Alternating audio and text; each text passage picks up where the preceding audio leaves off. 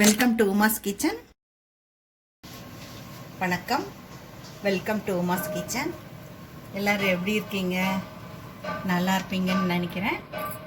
என்றைக்கும் உங்களுக்காக என்னோடய ப்ரேயர் கண்டிப்பாக உண்டு. இன்றைக்கி நம்ம சும்மா புதினா வச்சுட்டு சிம்பிளாக ஒரு அவசரத்துக்கு ஒரு சட்னி பண்ணலாம். இந்த சட்னி நம்ம இட்லி தோசைக்கு தொட்டுக்கலாம். வெறும் சாதம் வச்சா கூட அதில் போட்டு பிசைஞ்சு ஒரு துளி நெய்யை விட்டுட்டு பிசைஞ்சு கூட சாப்பிட்டுக்கலாம். அவ்வளோ நல்லாயிருக்கும், உடம்புக்கும் நல்லது. இதுக்கு என்ன வேணும்னு பாருங்கள். இதை புதினா ஒரு கட்டு க்ளீன் பண்ணி எடுத்து வச்சுருக்கிறேன். இதுக்கு ஒரு அரை டீஸ்பூன் ஜீரகம் வச்சுருக்கேன். அப்புறம் கொஞ்சம் புளி, உங்களுக்கு புளிப்பு கம்மியாக வேணும்னா கம்மியாக வச்சுக்கோங்க. எங்களுக்கு இது வேணும். அப்புறம் காரத்துக்கு தகுந்த மாதிரி ஒரு 5-6 காஞ்ச மிளகாய் வச்சுருக்கேன். அப்புறம் ஒரு தக்காளி போதும், நான் 2 வச்சுருக்கேன். பெருசாக இருந்தால் நீங்கள் 1 வச்சுக்கோங்க. 2-3 துண்டு பூண்டு, தேங்காய், அப்புறம் ஒரு 4 டீஸ்பூன் உளுந்து பருப்பும் ஒரு 4 டீஸ்பூன் கடலைப்பருப்பும் வச்சுருக்கேன். இது எண்ணெய் விட்டு நம்ம வதக்குவோம். அப்புறம் உப்பு, கொஞ்சம் வதக்கறதுக்கு எண்ணெய். வாங்க போகலாம், நம்ம இப்படி வதக்கிட்டு அரைக்கலான்னு பார்க்கலாம். ரொம்ப சிம்பிளுங்க இது. இந்த புதினாவையும் கடலைப்பருப்பும் வதக்கணும். ஒரு துளி நல்லெண்ணெய் விட்டுருக்கேன். முதல்ல இந்த புதினாவை போட்டுக்கலாம்.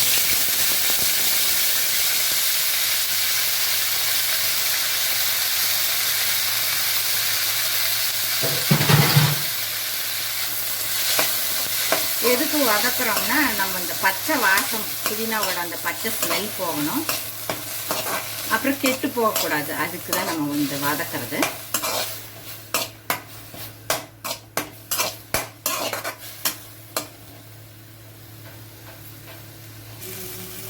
பாருங்க, நல்லா வதங்கி சுருண்டு வருது. அந்த தண்ணியெல்லாம் சலசலப்பு வத்திருச்சு. நீ இதை அப்படியே நம்ம எடுத்துடலாம். கொஞ்சம் எண்ணெய் விடுறேன், கொஞ்சம் நல்லெண்ணெய் தான். இந்த கடலைப்பருப்பு வதக்கி எடுத்துறேன், வறுத்து.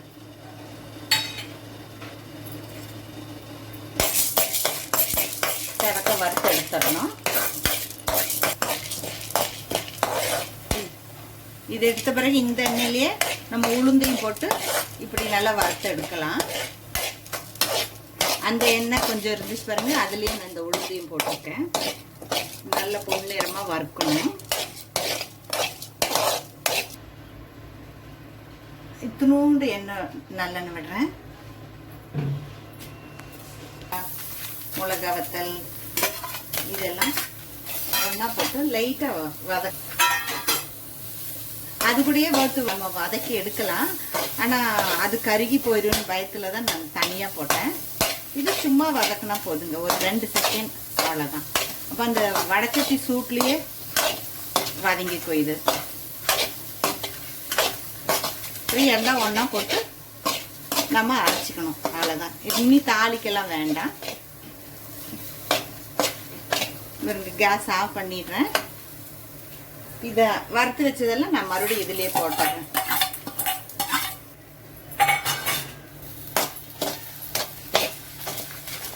எல்லாத்தையும் போட்டுட்டேன். இது இந்த சூட்லேயே கேஸ் ஆஃப் பண்ணிட்டேன். இந்த சூட்லேயே கொஞ்ச நேரம் அப்படியே சூடான பிறகு, அப்புறம் கொஞ்சம் நேரம் வச்சுட்டு ஆறின பிறகு நம்ம அரைக்கலாம். இதெல்லாம் ஆறின பிறகு நான் அரைச்சிட்டு உங்களுக்கு காமிக்கிறேன். பாருங்கள், நான் அரைச்சி எடுத்து வச்சுருக்கிறேன்.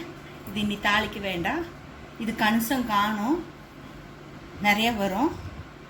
ரொம்ப டேஸ்டியாக இருக்கும். நல்லா சூடாக சாதத்தில் போட்டு பசைஞ்சு ஒரு துளி நெய் விட்டு சாப்பிடுங்க, ரொம்ப டேஸ்டியாக இருக்கும்.